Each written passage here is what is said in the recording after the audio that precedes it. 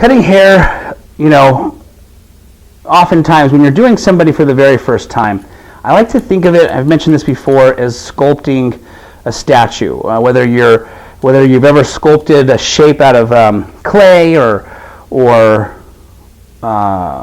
wood, you take a pocket knife and you start to shave pieces of that wood off to create whatever it is you want to create. Those guys that are masters at it can create anything. They can they can shape a deer, an elk out of wood, or even humans. They are capable of, like Mount Rushmore. They took that rock and sculpted that face.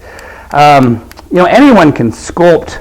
Anyone can remove slivers of wood, slivers of rock, slivers of concrete to sculpt a random shape, but only the experts can create, like Mount Rushmore, right? They take a mountain and literally put presidents' faces on it. There are people that can take a piece of wood and sculpt out, things that are obvious, such as a deer, an elk, a dog, whatever.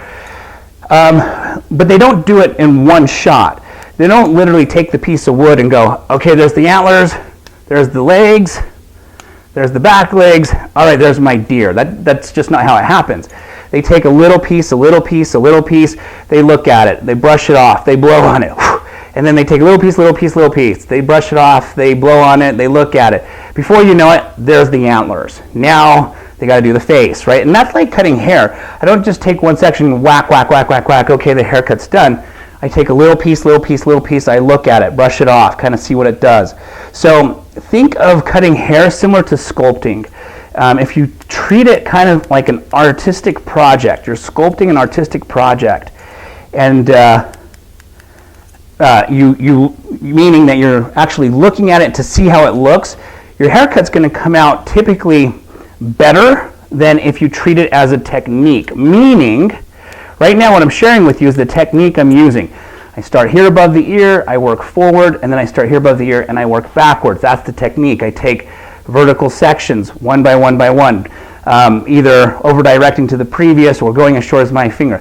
That's the technique. That's the same thing with somebody who's going to sculpt a piece of wood. There's a technique to it, but at the end of the day, that technique, the way that technique is going to actually look like an elk and look really good is because the individual's creative eye is now taking that technique and sculpting what he wants to see. So, same thing here. I'm using the technique to cut the shape I want to see, but then I'm going to take little more off, similar to a sculptor, and use my eye at that point to create the shape create the look that I want to see.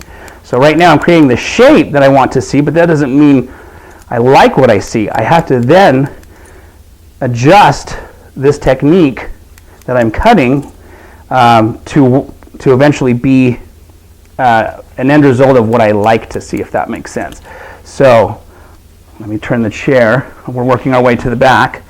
So it's just all about taking little pieces at a time, looking at it, seeing how we like it, and addressing there at that particular point if we want to take it shorter, we want to leave it the length it is, how we want to approach that.